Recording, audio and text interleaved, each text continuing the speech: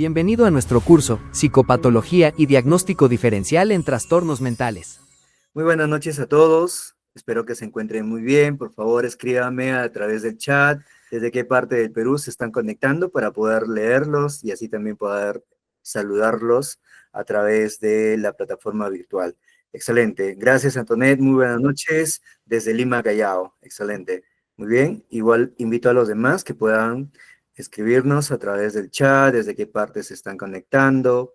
Mi nombre es Fran Muñoz, para los que no me conocen, soy el coordinador de operaciones de IA Psychology. Nosotros somos una empresa local que ofrece servicios en cuanto a lo que es servicios especializados en psicología.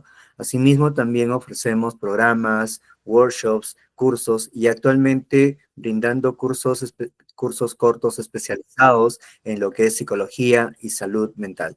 El día de hoy tenemos un ponente invitado muy especial para todos ustedes, para compartir parte de su experiencia en este tema muy importante que les traemos el día de hoy.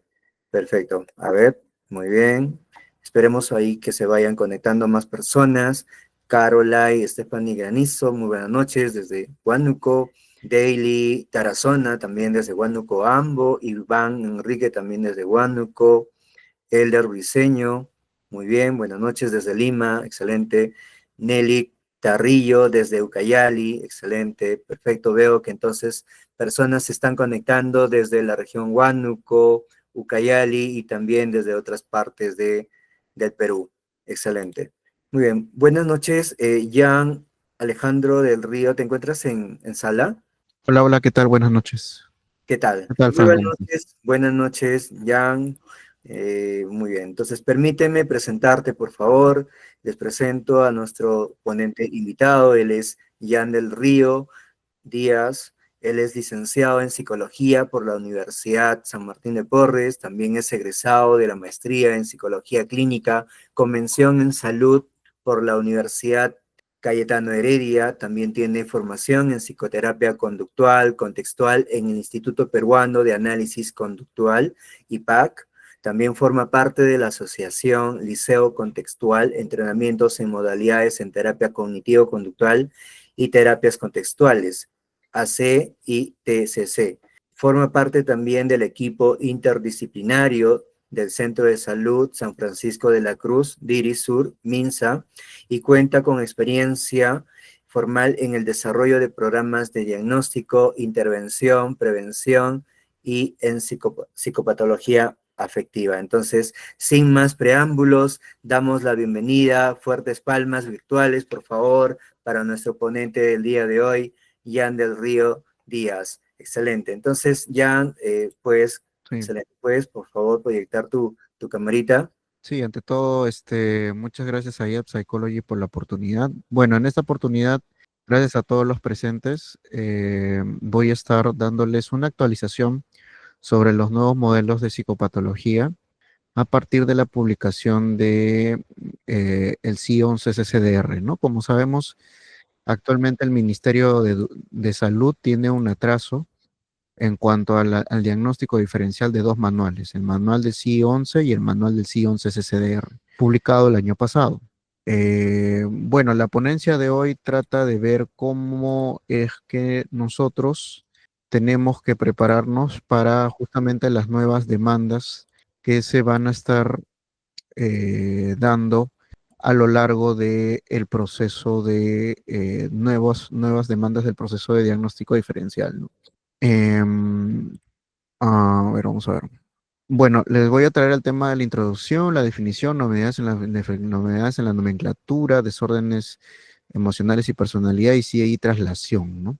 Bueno, básicamente mi objetivo, ya que bueno, hace poco nosotros hemos publicado un libro donde tratamos de ver el tema de las nuevas tópicas de psicopatología. Lo primero que el estudiante debe saber es que psicopatología no es un proceso netamente monodisciplinario, ¿no? Es un proceso traslativo. ¿Qué es un proceso traslativo? Es básicamente que hay muchas disciplinas que están interesadas en psicopatología. Podemos ver, por ejemplo, diferentes áreas de la biología, como por ejemplo etología, zoología, análisis experimental de la conducta, En el caso de la propia psicología, pues hay varias, múltiples disciplinas también, como por ejemplo psiquiatría computarizada, psiquiatría ideográfica.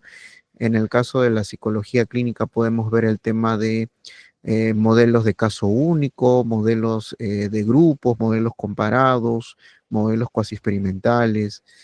En verdad, eh, como les comento, el tema de psicopatología incluso incluye modelos filosóficos, como por ejemplo los modelos de últimamente que se están discutiendo sobre el tema de si existe la cura en los problemas psicopatológicos o si los problemas psicopatológicos son del mismo o la misma naturaleza que el concepto de enfermedad médico, ¿no?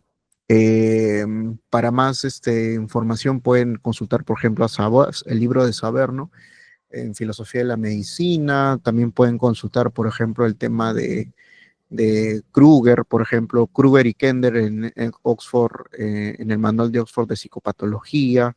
El último libro que se ha consolidado de Amparo Veloch en el 2024 a partir de la publicación del manual de ciencias CCDR. Entonces, psicopatología es una rama bastante transdisciplinaria y traslativa, ¿no?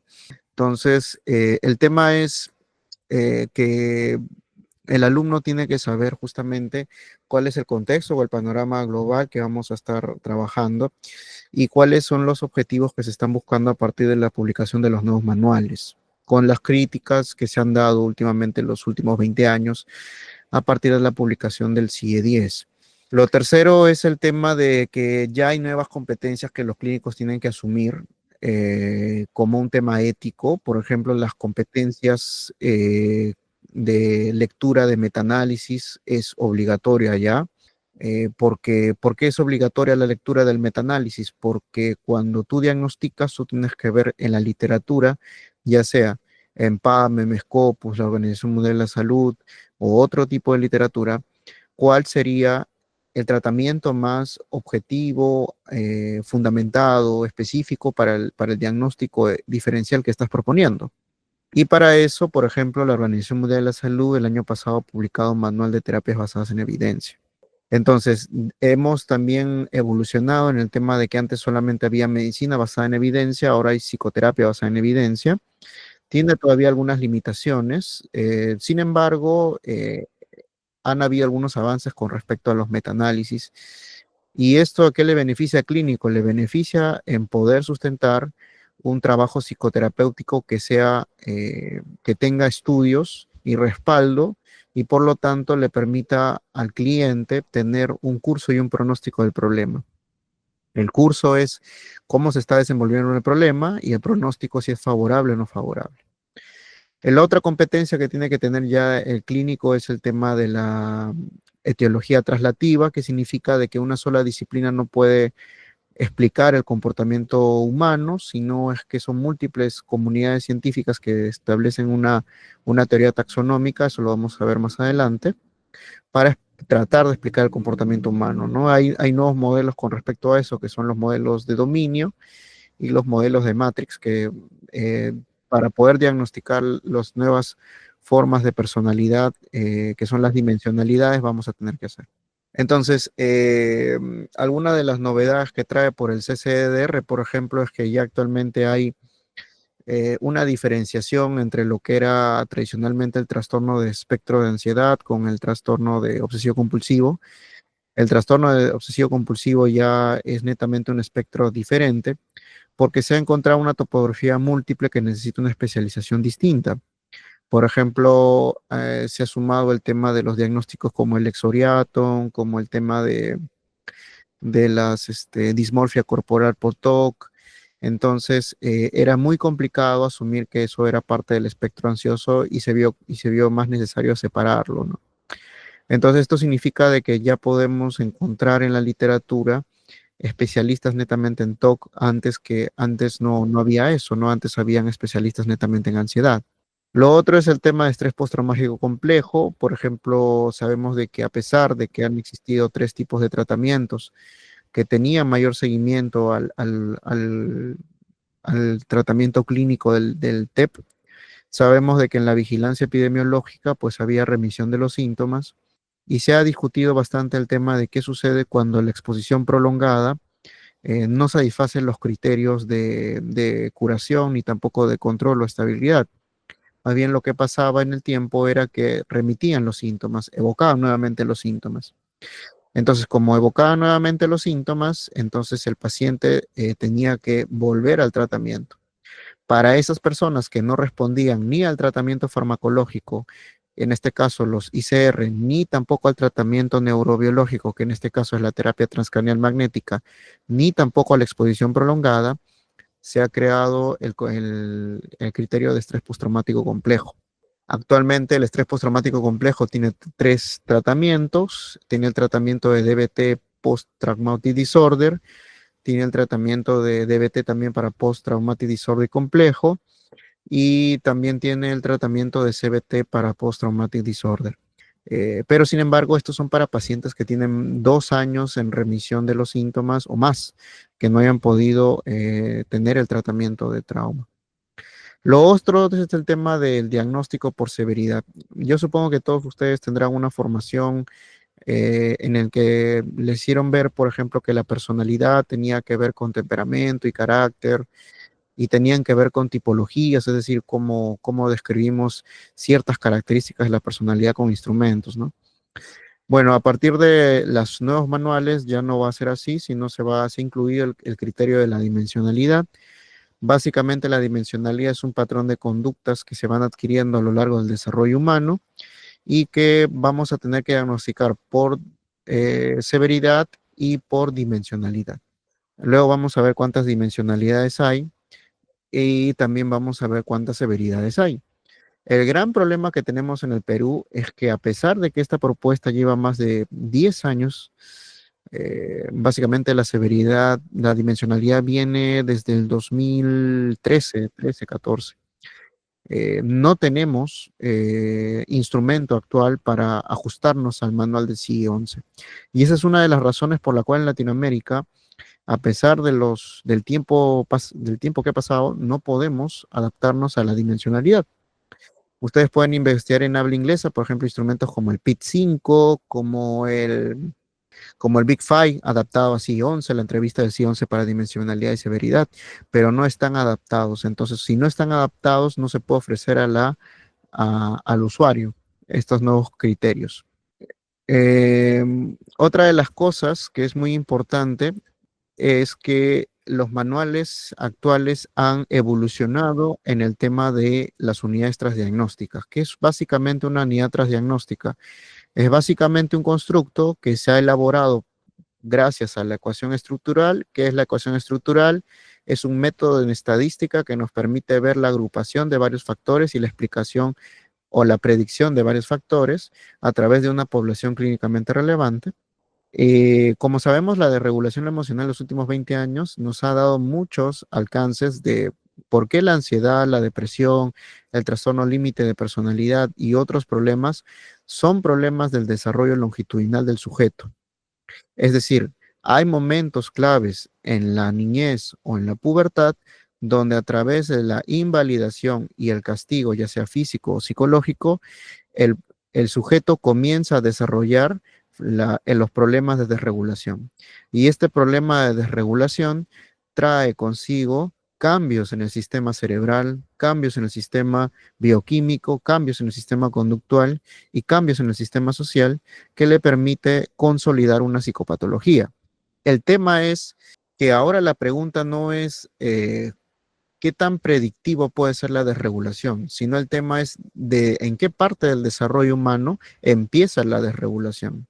Entonces, como necesitamos preguntarnos en qué momento del desarrollo humano empieza la desregulación para generar una prevención, es decir, por ejemplo, si yo sé que la desregulación empieza en la niñez temprana, porque en la niñez temprana empieza el contacto con el castigo y la invalidación, entonces ahí es donde el psicólogo debería generar modelos de prevención y promoción de la regulación emocional. Y por ejemplo, si existe ese modelo, por ejemplo, el DBT para escuelas, es un modelo de prevención y promoción de la desregulación.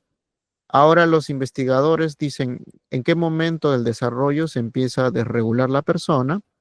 Entonces, como yo quiero saber en qué momento se empieza a desregular la persona, yo tengo que sacar datos de la parte genética, de la parte molecular, de la parte celular, de la parte de circuitos, de la parte fisiológica, de la parte conductual y de la parte social.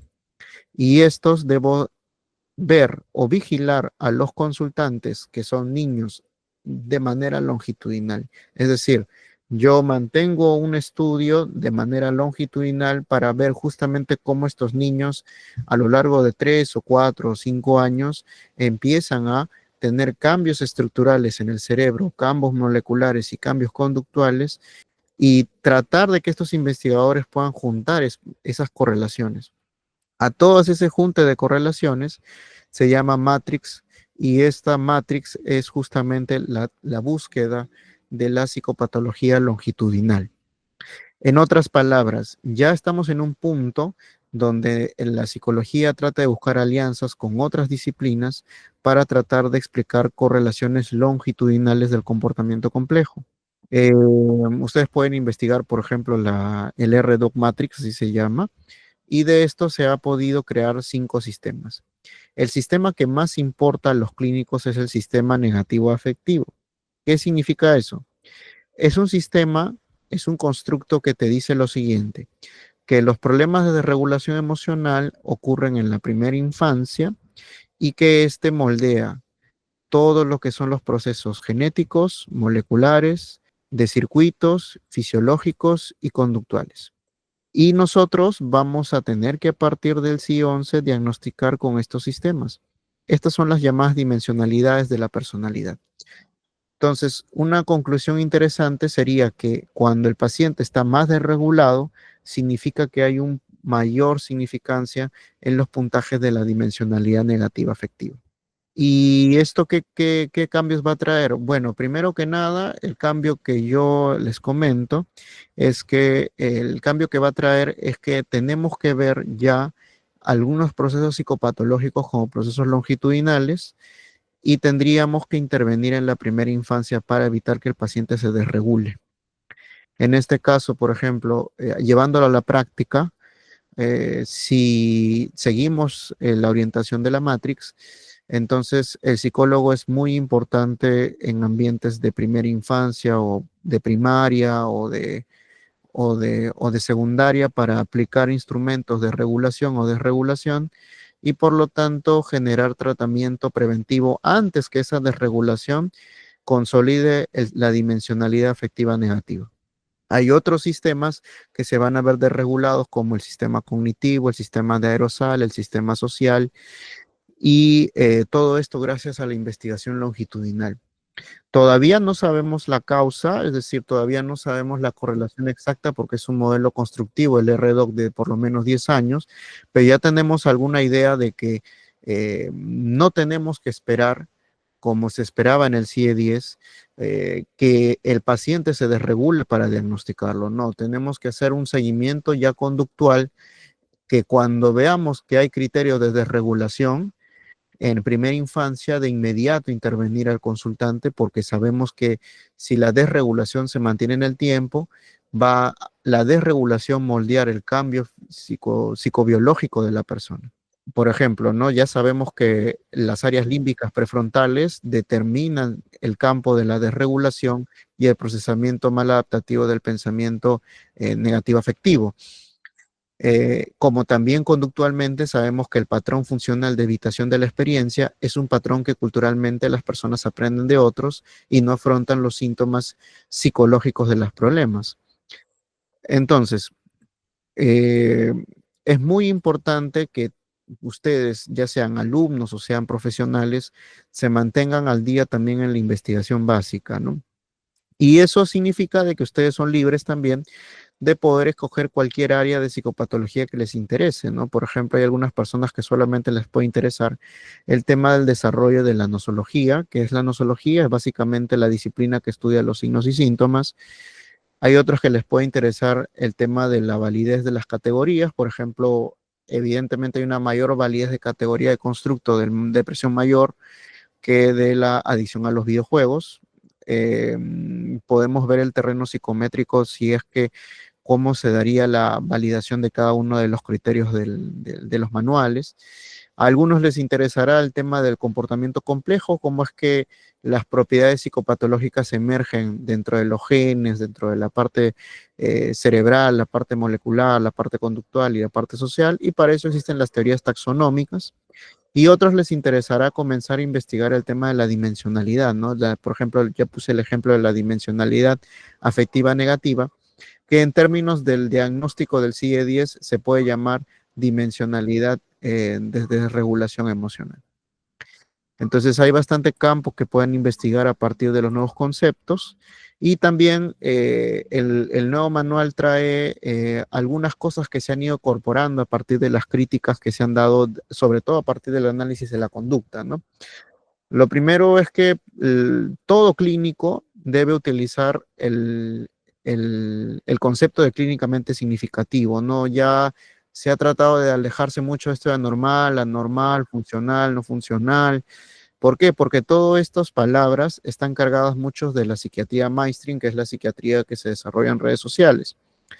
Entonces, como ustedes sabrán, hay un fenómeno bastante popular que es el tema del autodiagnóstico, que es un fenómeno recientemente posicionado en los últimos 10 años como un tipo de stream y que trae problemas porque esos fenómenos de autodiagnóstico no son fenómenos profesionalizados. Y a partir de la creación del nuevo manual se creó más conveniente utilizar la palabra clínicamente significativo, que hace correlación a patrones estadísticamente relacionados. Lo otro es que ya el clínico debe estar al día en las unidades transdiagnósticas. Ustedes saben que toda psicoterapia tiene una unidad transdiagnóstica. En este caso, el C11 toma muy en cuenta el tema de la regulación emocional. Lo otro es que el diagnóstico solamente es para encontrar un curso y un pronóstico y una bibliografía adecuada para el tratamiento, pero a partir de ahí ustedes trabajan con personas, no trabajan con diagnósticos. En eso sí creo que hay una crítica muy interesante de los ABA en proponer el tema de ideográfico, donde ya cuando termina el diagnóstico empezamos a trabajar con las personas y cómo funcionalmente mantienen sus problemas. Para eso existen modelos de caso y para eso también existen las técnicas de evaluación funcional. Entonces el C11 también reconoce que hay un comportamiento ideográfico más allá de la psicopatología, es decir, reconoce que también dos personas que pueden llevar la misma etiqueta son funcionalmente distintas. ¿A qué me refiero con esto? A que, por ejemplo, si dos personas en este momento, en esta habitación, están deprimidas, una persona tratará de evitar estar deprimida mirando YouTube y otra persona intentará estar deprimida fumando cigarros.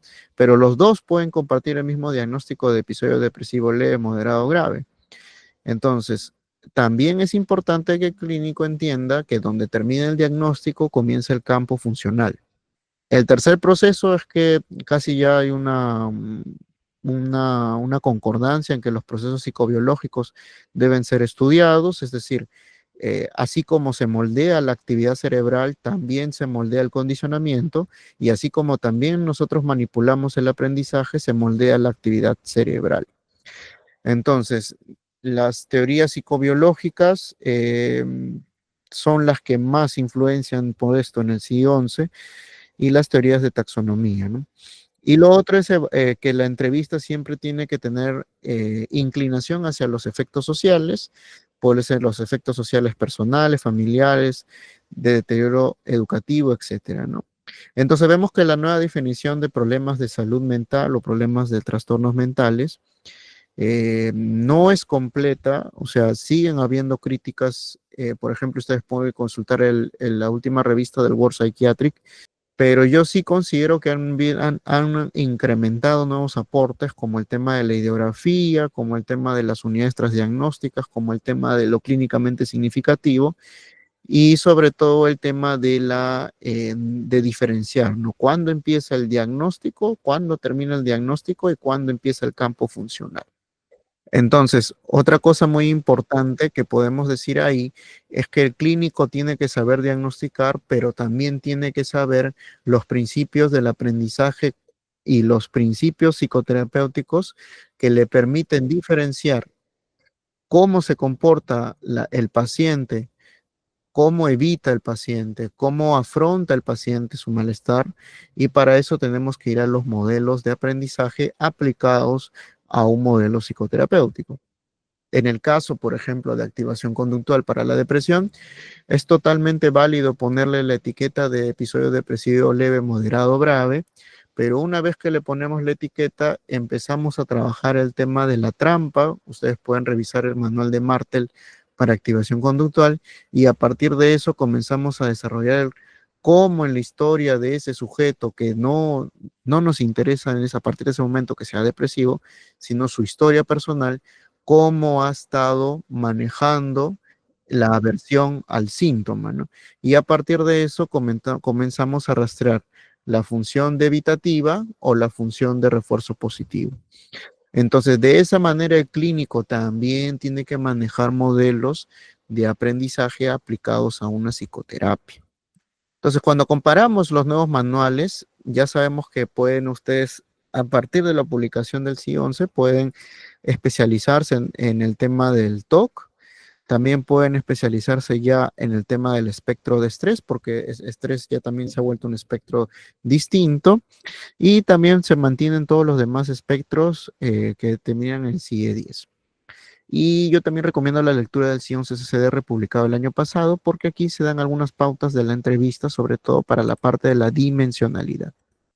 Acá les traigo, por ejemplo, los nuevos criterios de los espectros. Por ejemplo, en el tema de obsesivo-compulsivo, se mantiene el obsesivo-compulsivo puro. El dismórfico corporal. ¿En qué se diferencia el dismórfico corporal con el tema del TCA? Recordemos que el pensamiento dismórfico corporal en tema del TCA tiene que ver con los síntomas psicóticos de apercepción corporal. Aquí no estamos hablando de que el paciente esté convencido de que lo que ve en el espejo tiene que ver con una gordura, pero su realidad es una delgadez, sino acá estamos hablando de que el pensamiento intrusivo le hace suponer que está muy delgada, pero él está consciente de que no es así. En cambio, en el otro sí está convencido. Entonces, en el TCA hay un debate que siempre se mantiene si es que ese es un síntoma psicótico o es un síntoma de apercepción, pero en esta, al menos la finalidad de es que hay una lucha entre el pensamiento intrusivo que te dice que estás muy delgado, pero en la realidad el paciente reconoce que sí está en su peso, y su finalidad va a ser generar ansiedad. En el trastorno de referencia de olfato, sabemos que el TOC, por ejemplo, no necesariamente tiene que ver con imágenes, impulsos, sino también con sensaciones. Entonces, son sensaciones que constantemente están intrusivas en la conciencia, y el paciente comienza a reaccionar a esas intrusiones, y por lo tanto ya le comienzan a ser molestosas y fastidiosas. Por eso también se ha puesto ahí. En el trastorno de acaparamiento, generalmente antes estaba puesto en la personalidad nancástica, pero ahora lo han separado en el sentido de estas personas que acumulan muchísimas cosas, pero ya llegan a ser insalubres. O sea, uno puede tener, por ejemplo, un hábito de lectura muy extenso y puede acumular bibliografía, pero otra cosa es que pues tenga todo pues expuesto en el piso y que comience a convivir con animales o comience a convivir con demasiado polvo, etcétera, ¿no? Ese es el problema del trastorno de acaparamiento, y que el paciente de alguna manera defiende esa insalubridad. En la hipocondría, diferenciándolo del delirio de hipocondriaco, en el delirio hipocondriaco generalmente el paciente está convencido que tiene una enfermedad, y en el otro, el paciente no es que está convencido que tiene una enfermedad, sino es que la idea le está justamente instaurando la ansiedad de que hay una enfermedad, pero el paciente reconoce que no está enfermo. Recordemos siempre que la diferencia entre el pensamiento intrusivo y delirio es que en el pensamiento intrusivo el paciente está consciente de que lo que le está afectando mentalmente es algo que no es concordancia con lo que él piensa. ¿Y dónde viene la ansiedad? Entre la disputa del pensamiento intrusivo y lo que el paciente defiende. En el Exoriaton, por ejemplo, que hasta hace poco ya hay un tratamiento de EPR para este tipo de TOC es básicamente aquellas personas que tienen costras o tienen heridas no curadas y comienzan a tener imágenes de muerte, de infección, de septicemia, de desmayo, de descompensación constante, ¿no? Entonces, por eso se ha separado, porque ya comenzamos a encontrar topografías mucho más amplias que requieren un EPR más específico. En el caso del estrés postraumático, respondiendo la pregunta del compañero que escribió hace poco, sí, se ha separado porque, como vemos, necesitamos una nomenclatura separada para investigar el estrés postraumático complejo, el trastorno de dolor prolongado, el trastorno de adaptación, de reactivación de vínculos y de social inhibido, pero sobre todo el tema del trastorno traumático complejo, ¿no? Hasta ahorita solamente se ha propuesto en DBT justamente el DBT Post-Traumatic, Complex Post-Traumatic Disorder, eh, el tema pero todavía no llega al tema del metaanálisis, ¿no? Ese es un grave lío en salud que se puede avanzar en el tema de los nuevos diagnósticos, pero recuerden, chicos, que si no hay metaanálisis para justificar un tratamiento, no se puede establecer una recomendación en salud. Lo ideal es que los tratamientos tengan un metaanálisis, tengan una guía o tengan un soporte de una asociación profesional reconocida a nivel mundial.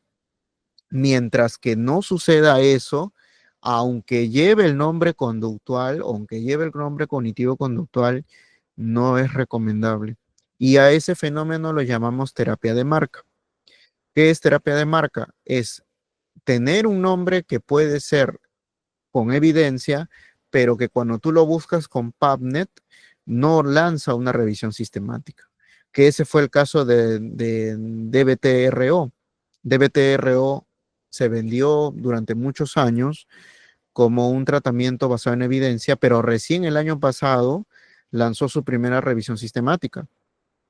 Y ahora hay que ver la calidad de esa revisión sistemática, que la significación de los síntomas no necesariamente representa una buena calidad de evidencia. Hay otros criterios para ver calidad de evidencia, pero ya nos tenemos que acostumbrar a ver así, ¿no? Cuando yo sugiero algo en salud, tiene que tener buena calidad de evidencia y tiene que tener revisión sistemática y metaanálisis. En ansiedad, la cosa no ha cambiado tanto. Como les dije, ya se había separado el tema del TOC, pero todavía se mantiene el problema del TAG. Como sabemos, el TAG, la unidad transdiagnóstica del TAG, que ya está bien investigada, es el perfeccionismo y la preocupación. En este caso, el perfeccionismo, por ejemplo, lo investiga Kreiner y otros en CBT para la perfección, o también pueden hablar del tema de la inseguridad emocional, que también es otro criterio transdiagnóstico, o también el tema de la evitación de la experiencia. Por ejemplo, en NAC se trabaja mucho el tema de la evitación de la experiencia para ansiedad generalizada. En trastorno de pánico, básicamente se trabaja el tema de la inflexibilidad cognitiva a través del pensamiento de pánico con la exposición. Eso no ha cambiado casi nada. En agorafobia también no ha cambiado casi nada el tema del uso de la exposición y la unidad transdiagnóstica de inflexibilidad cognitiva. En fobia específica también la misma naturaleza. En ansiedad social, lo único que ha cambiado es el tema de ver la realidad virtual como forma de exposición prolongada o exposición sucesiva. Sí hay softwares que permiten simular ensayos de exposición conductual por medio de aproximación sucesiva y que permiten estabilizar al paciente en las curvas de ansiedad, ¿no? Pero básicamente en el espectro de ansiedad no ha cambiado casi nada, como les vuelvo a repetir, ¿no? Lo único que se ha añadido son los transdiagnósticos de perfección, de flexibilidad o inflexibilidad, y la suma de los nuevos softwares para ver el tema de los protocolos de exposición prolongada vía software. Y lo otro que sí también se puede añadir es el tema de la ICBT, que es la terapia cognitiva conductual por Internet, aplicada a el tema de, por ejemplo, a la ansiedad generalizada, ¿no? Sobre el estado empírico de la ICBT hasta el año pasado, Eh, la ICBT solamente logró reducción de síntomas, pero podemos discutir si realmente el objetivo de una psicoterapia es la reducción de síntomas. No necesariamente el objetivo de una psicoterapia va a ser la reducción de síntomas. ¿Por qué? Porque, por ejemplo, para un sujeto, la reducción de síntomas puede ser reforzar su patrón evitativo. Por ejemplo, si yo tengo preocupaciones constantes todo el día de la vida cotidiana, mi reducción de síntomas puede ser hacer todo lo que pueda en ese día para evitar el sobrecontrol. Entonces, de alguna manera ahí la baja de reducción de síntomas sigue reforzando el problema clínico porque sigue siendo forma de evitación, pero estadísticamente puede ser reducción de síntomas. Entonces, ya actualmente la psicoterapia no plantea objetivos en segunda instancia, la reducción de síntomas, sino en segunda instancia plantea el incremento o el fortalecimiento de procesos.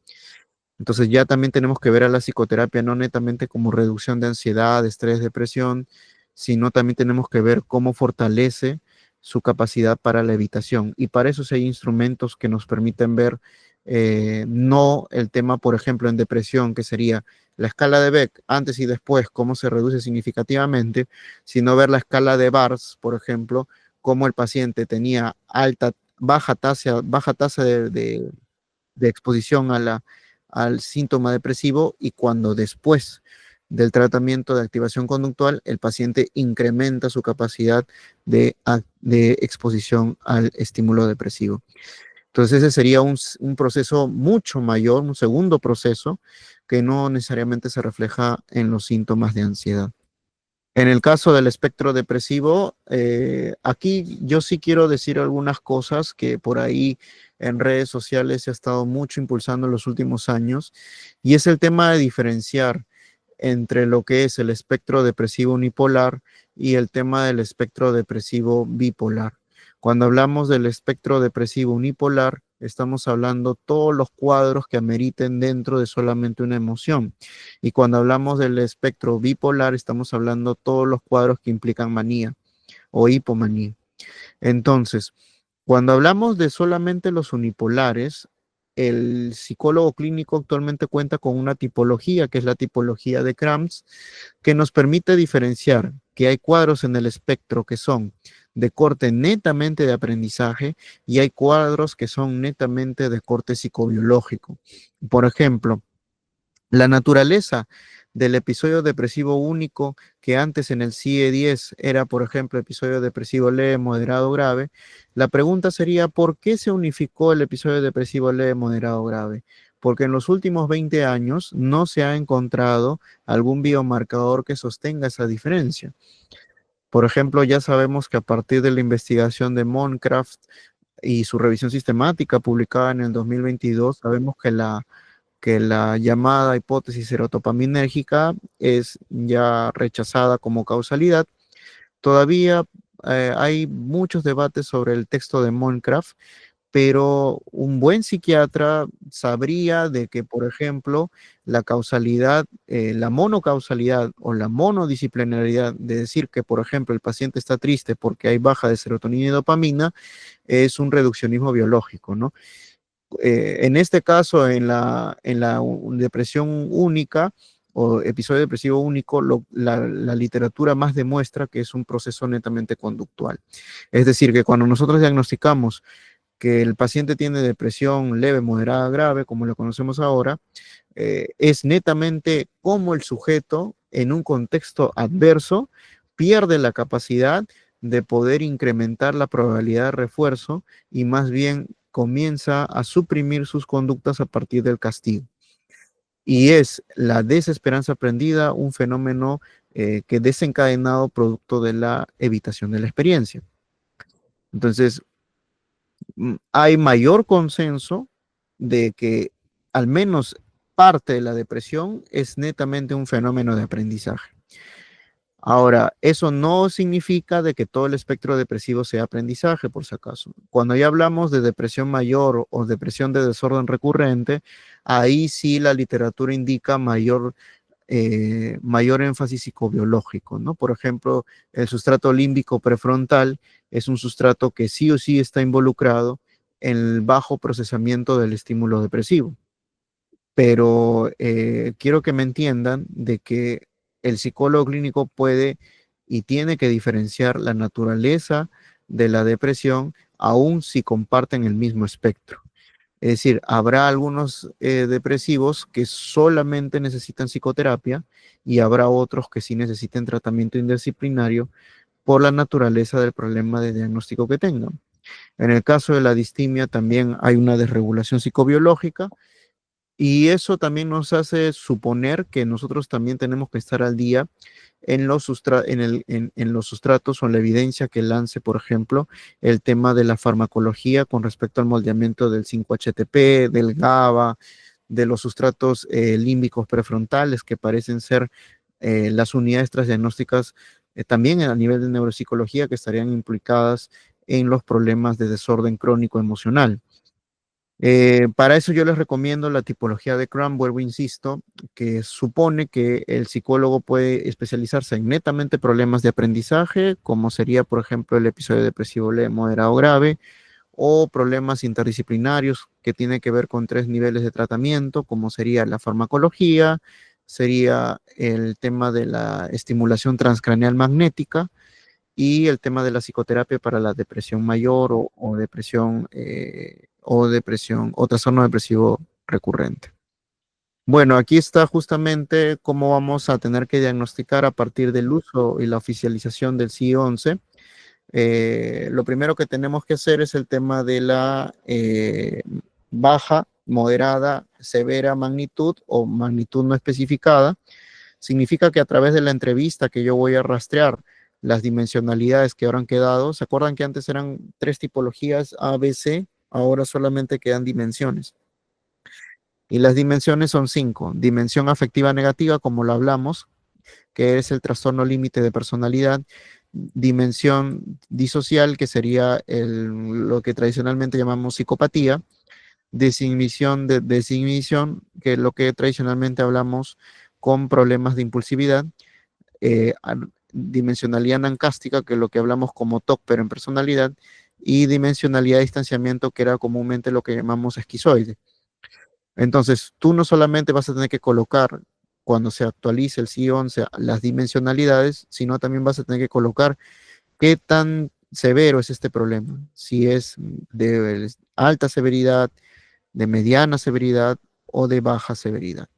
Entonces, el gran problema que tenemos es que no tenemos todavía un instrumento evaluado para esto. Ustedes pueden investigar en la Universidad Continental, por ejemplo, ahí sí hay un estudio piloto, pero aplicado a personas que están en la cárcel, ¿no? Utilizando el Big Five. Y aquí también les dejo, por ejemplo, que cuando ustedes se especialicen en un tipo de psicoterapia, ustedes también necesitan tener el conocimiento de una unidad transdiagnóstica. Por ejemplo, aquí va a depender del diagnóstico que ustedes quieran manejar, ¿no? Por ejemplo, si estamos hablando de problemas netamente de ATAG, por ejemplo, van a tener que ver el tema de la unidad transdiagnóstica de repetición y rumia. Si les interesa la terapia metacognitiva, también está el tema de las creencias metacognitivas de Wells. Si les interesa la activación conductual, por ejemplo, está la evitación de la experiencia o evitación conductual de Harvey. Si les interesa, por ejemplo, el tema de la AC, la evitación de la experiencia. Si les interesa el tema de conducta segura, también el modelo de Harvey de CBT de conducta segura. Si les interesa el CBT por perfeccionismo, a todos esos problemas de ansiedad que buscan perfección, como es el tema del TAG, por ejemplo, o el tema del rasgo anancástico también, pueden utilizar el modelo de Edgan. Entonces, siempre la psicoterapia, mi recomendación, va a tener que buscar un tratamiento específico, acá vemos los tratamientos específicos, una unidad transdiagnóstica y todavía queda la incógnita de cuál es el proceso básico de la unidad transdiagnóstica, ¿no? Bueno, eso ya es netamente ciencia básica, eso no es profesionalidad, pero tal vez en otro momento podamos hablar de eso. Sí hay avances sobre eso, pero aquí, por ejemplo, también les pongo la terapia dialéctica conductual, que tiene que ver con la desregulación emocional. y el tema del tratamiento unificado que tiene que ver con el tema del uso o el manejo de patrones neuróticos afectivos de Barlow, ¿no? Bueno, entonces las competencias nuevas que ustedes tienen que tener como psicólogos es, uno, evidentemente, tienen que saber diagnosticar diferencialmente. ¿Cuáles son los factores de diagnosticar diferencialmente? Que primero ustedes van a trabajar en un equipo siempre disciplinario que tienen que defender su diagnóstico, ya sea de manera legal o de manera interdisciplinaria. Lo segundo es que ese diagnóstico no permite etiquetar a la persona, ese también es otro mito. Nosotros no etiquetamos a las personas porque nosotros no nos interesa la ontología de esa persona. La ontología es la única disciplina en filosofía que le interesa el ser de la persona. Nosotros no nos interesa eso. Lo que nos interesa es el tema de eh, dar un patrón clínico para buscar en la literatura cuál es el tratamiento que las guías o la revisión sistemática recomienden. Eso es todo lo que nosotros hacemos. Si el paciente tiene un historial de invalidación por esa etiqueta, eso no es un proceso profesional, eso es un proceso social donde se ha utilizado y se ha abusado de esa etiqueta. Entonces, otro beneficio es el tema de la comunicación interteórica o interdisciplinaria y otro beneficio es el tema de la demarcación en la investigación clínica.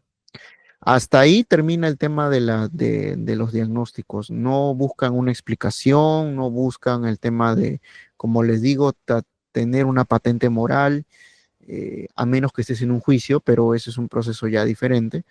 Pero ya lo que les interese, el tema de la explicación, van a tener que saber el modelo R2 con todo lo que hemos hablado de la Matrix, los niveles de dimensionalidad, eh, los niveles de explicación de diferentes patrones psicopatológicos, van a tener que saber el tema de estar al día en neurociencia conductual y análisis de la conducta, porque el comportamiento complejo no depende de una sola disciplina. Y algunas limitaciones es que todavía son modelos en creación, o sea, no son modelos que netamente expliquen, porque hasta el día de hoy nadie te puede dar un modelo de consenso de que explique todo el comportamiento psicopatológico, sino que son modelos que están en construcción, pero yo sí creo que nos han dado algunos alcances muy interesantes sobre todo la dimensionalidad.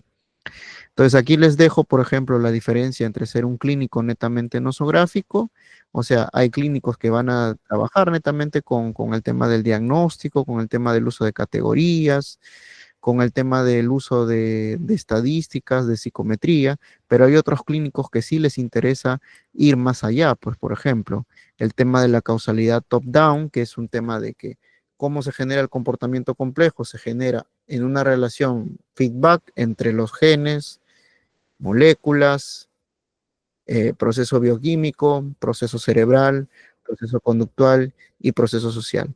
A esa causalidad se le llama causalidad top-down o causalidad emergentista, que en filosofía de la ciencia es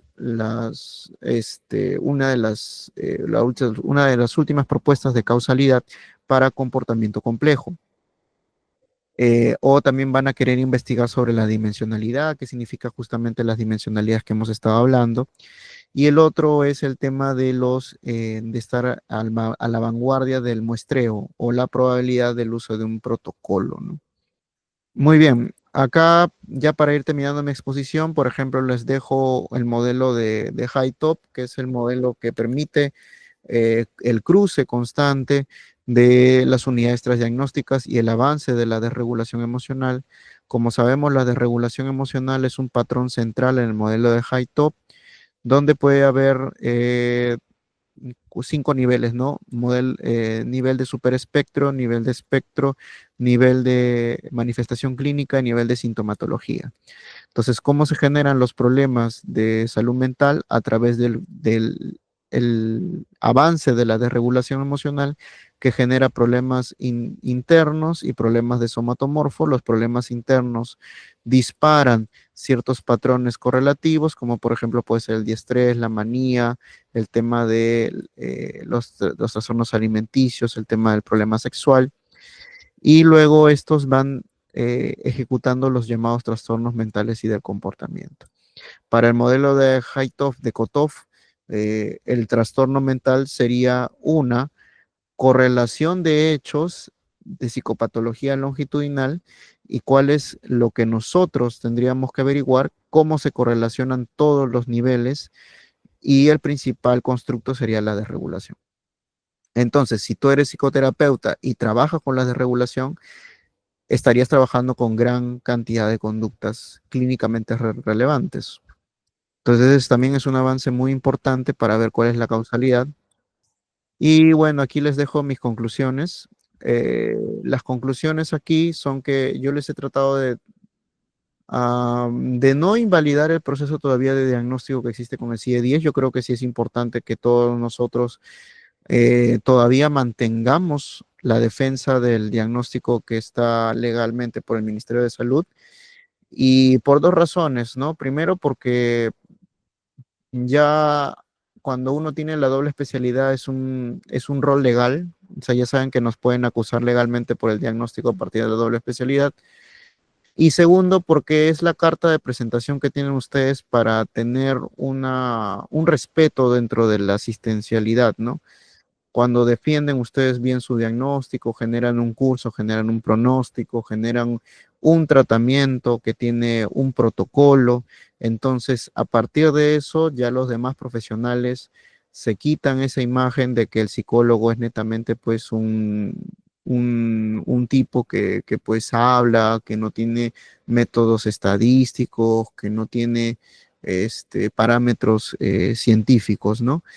Que es algo que muchas postas todavía hay ese mito de esta clásica figura freudiana de que el psicólogo pues habla, como si todos utilizáramos la asociación libre, ¿no?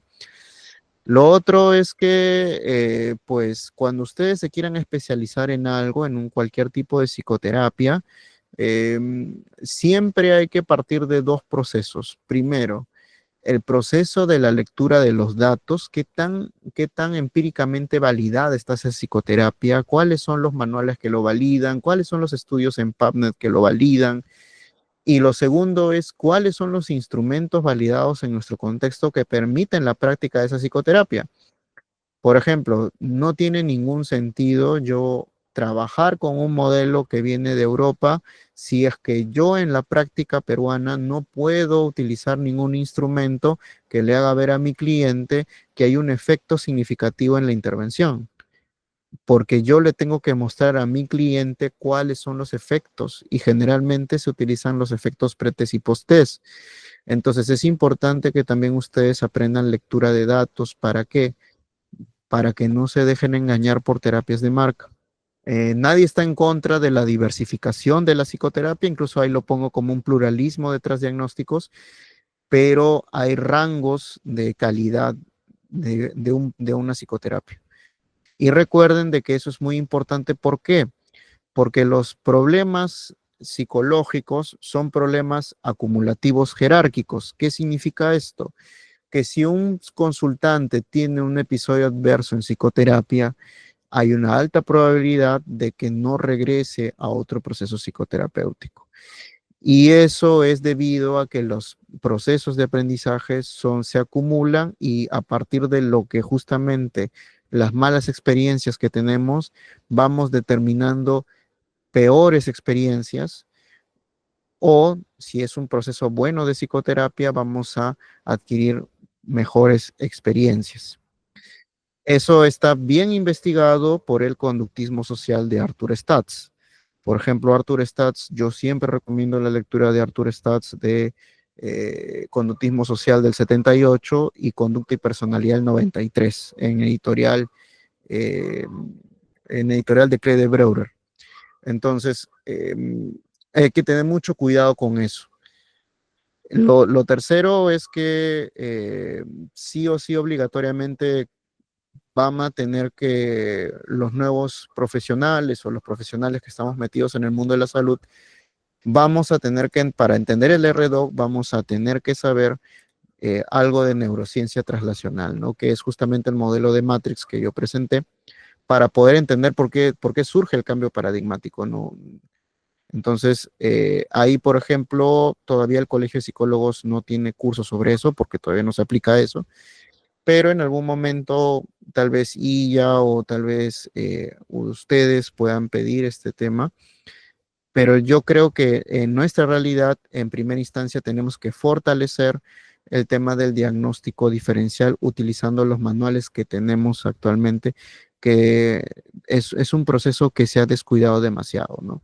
¿Por qué se ha descuidado demasiado? Porque en la pandemia, por ejemplo, hemos encontrado nativos digitales que no han tenido acceso a pacientes, no hay grado de experticia del diagnóstico, no hay las horas de mentoría del diagnóstico, no hay las instituciones que abiertamente abarcan una casuística del diagnóstico y pues básicamente los estudiantes trabajan con el diagnóstico en la medida que sea un proceso bien informal, en el sentido de que algunos consiguen una pasantía, pero otros no. Entonces, ¿qué clase de proceso o qué clase de proceso de diagnóstico puedes hacer si en tu práctica no has tenido pacientes, no has tenido mentoría, ni tampoco tienes los instrumentos? Entonces, después de la pandemia hemos vivido un proceso de mucha informalidad de la evaluación y el diagnóstico, y es por eso que ya en su práctica clínica ustedes podrán visualizar que muchas veces los colegas se equivocan, ¿no? O los psiquiatras también se equivocan. Entonces es un tema ya muy delicado porque ya es un tema legal, a partir de que ya nuestro diagnóstico es legal con doble especialidad. Eh, yo quería, antes de terminar, compartir esto de aquí, disculpen si me tomo un tiempito. Ah, a ver, lo voy a poner aquí. A ver, si me pueden dar un momento, por favor, un ratito. Aquí está. Ya. No sé si se ve. A ver si me confirman si se ve. ¿Aún no se ve la pantalla? Ya.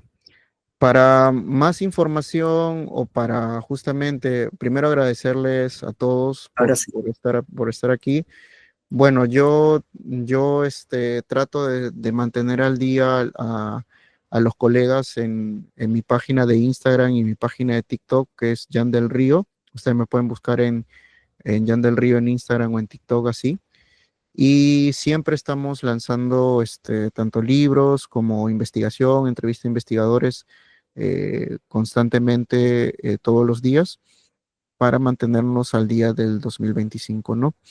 Y bueno, espero que les haya gustado y quedo atento si es que tienen algunas preguntas, ¿no? Muchísimas gracias al psicólogo Jan del Río Díaz por compartir sus conocimientos y experiencias en este webinar traído especialmente para ustedes, nuestros alumnos y seguidores de IA Psychology, titulado Psicopatología y Diagnóstico Diferencial en Trastornos Mentales. Espero que nos hayamos podido llevar estos conceptos y recomendaciones para escoger, sobre todo en escoger y trabajar en las áreas en psicopatología, como mencionó, en nosología, en temas de comportamientos complejos, desde la parte genética, molecular, conocer un poco acerca del modelo HIP-HIPE-TOP, y otros temas interesantes. Entonces, bastante interesante. Muchísimas gracias, Jan del Río, por darnos tus conocimientos y por compartir sobre todo este valioso tiempo con la comunidad de IA Psychology. Entonces, pasemos de pronto a la ronda de preguntas. Si desean, pueden levantar la mano. Creo que tenemos ahí una mano levantada. Compartimos el micro o pueden escribir a través del chat. Me confirman, por favor, si pueden. Bueno, acá hay varias preguntas. Ujú. Bueno, Bueno, voy a responder. Dice Franco, dice, ¿la terapia dialéctica conductual o DBT es para trastorno límite de personalidad o también para trastornos alimenticios? Bueno, DBT actualmente es un espectro constante. Hay DBT-A, DBT-Sub, DBT-Steps, DBT Post-Traumatic Disorder. DBT ya tiene sus especialidades para incluso problemas de salud. Sí hay DBT para TCA.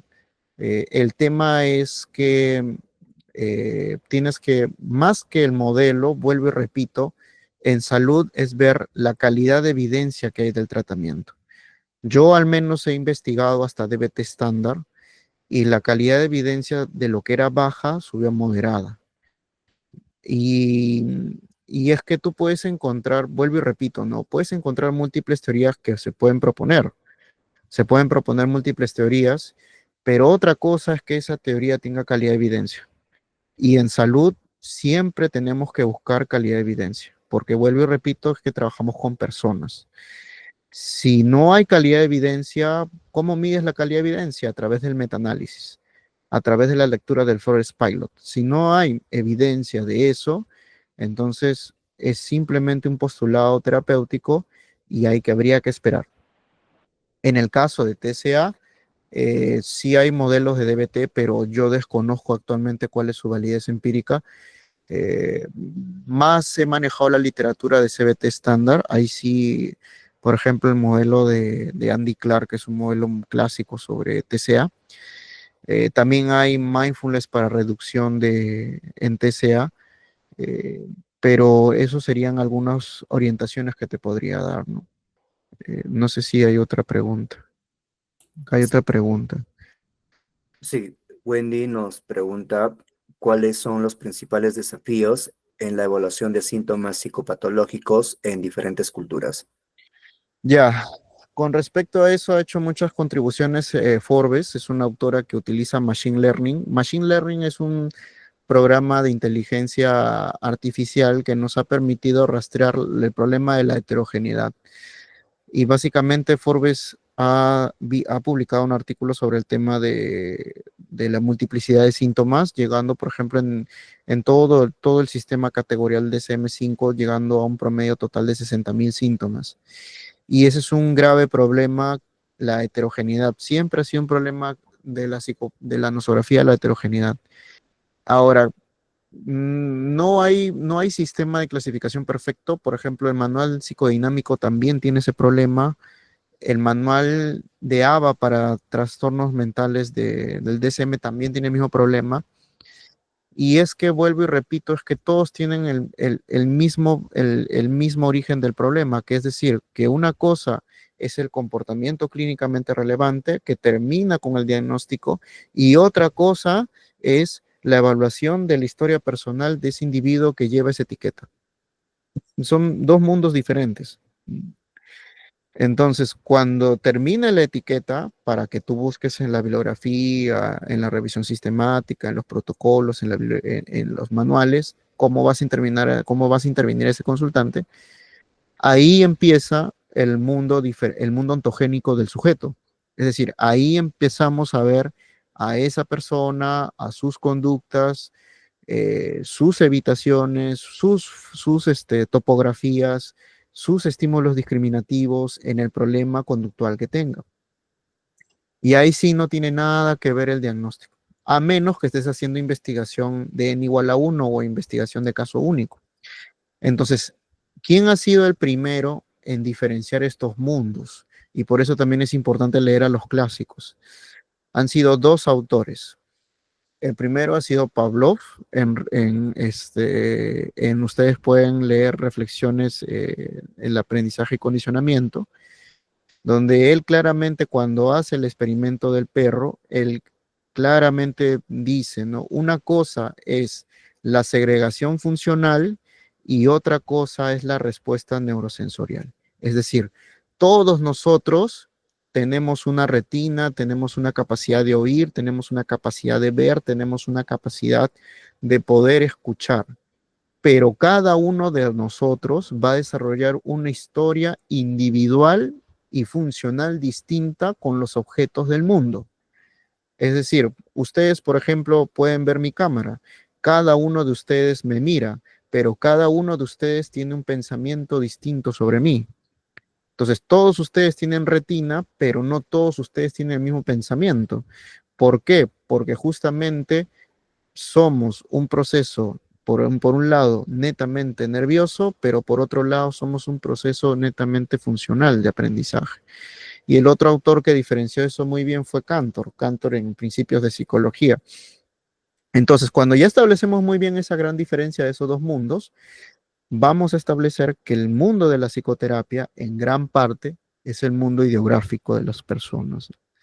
Y es por eso que el cambio conductual es individual. O sea, no puede haber cambio conductual colectivo.